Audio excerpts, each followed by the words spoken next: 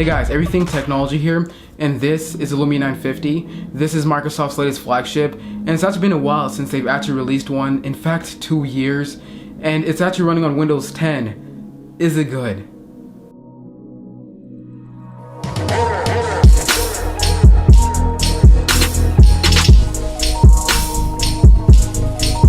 So in terms of the design, this basically reminds me of every other Lumia phone, made out of plastic, completely removable back, which is kind of annoying because you're paying $600 for this phone and you're just getting something similar to, in my opinion, to the Lumia 520, which is like a $50 Lumia phone.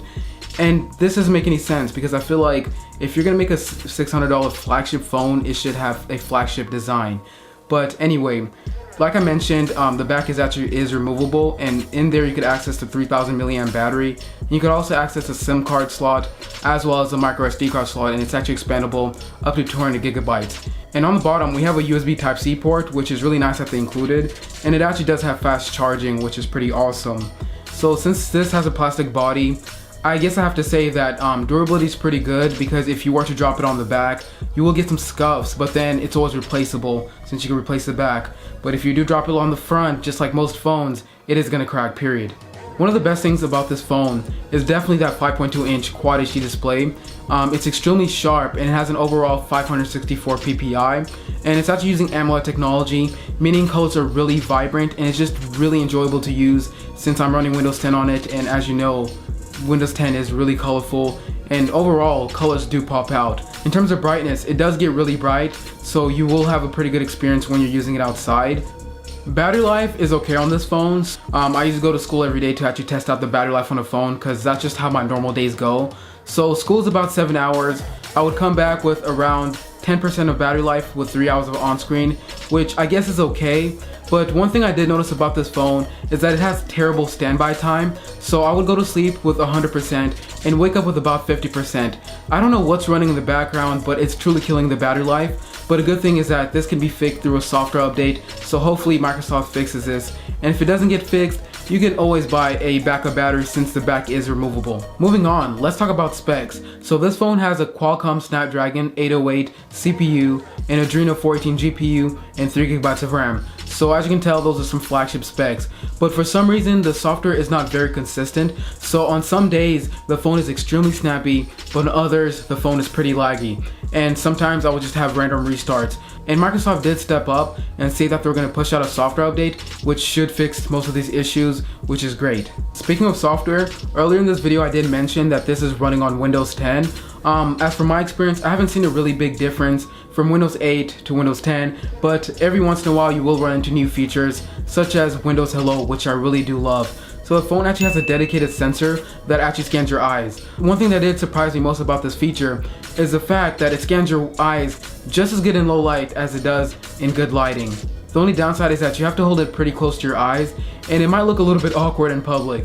And another feature that stood out to me that you probably already heard of is Continuum. So Microsoft makes an adapter that connects through USB Type-C to the Lumia 950, which allows you to have kind of a PC experience on your smartphone. So you're not going to be able to run every app on here. In fact, most of the ones that do work are Microsoft's own apps. And you can also access a full-fledged web browser, which is definitely not the best experience, but it's okay. As you can tell, I don't have the original Continuum from Microsoft. Instead, I decided to pick up a third-party one from Hutu, which I'll be linking down below in the description and where you can purchase that. And adding on to software, this is still the main reason why people don't buy Windows phones, and that's because it's still lacking a lot of apps. And I have to say that's still the same situation with Windows 10.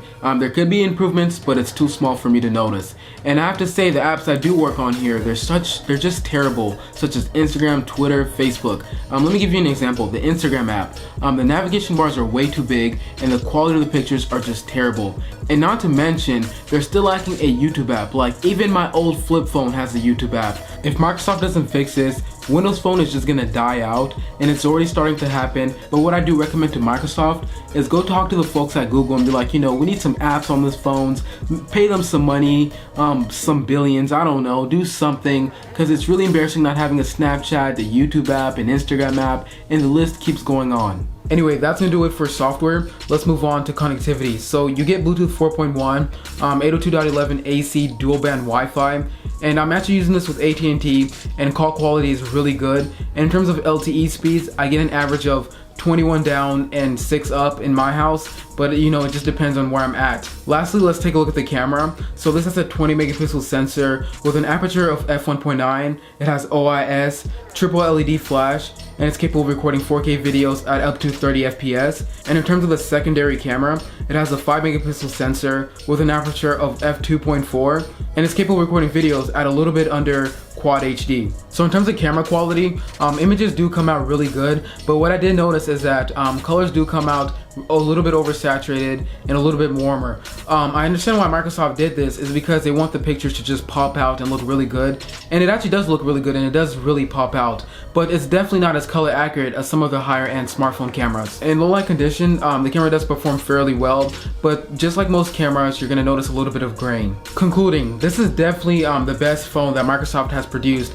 as of now on, and if you would like to explore Windows, then the 950 is definitely the one that you should check out. In terms of the next iteration, I would love to see an improve in design, an improve in software, and I would love to see more apps for sure. And the apps are already existing. I would love to see software updates that would fix some of the issues that I mentioned earlier in this video. Like I mentioned earlier, that there is going to be an update that fixes some of the lagging issues and the restart problems, and I will definitely inform you on Twitter, so follow me at EverythingTech5 if you'd like to see more details on that. Anyway, that's going to do it for this video, and if you did enjoy it, be sure to leave me a thumbs up down below, and also comment down below if you have any feedback, and subscribe if you'd like to see more content like this. Bye.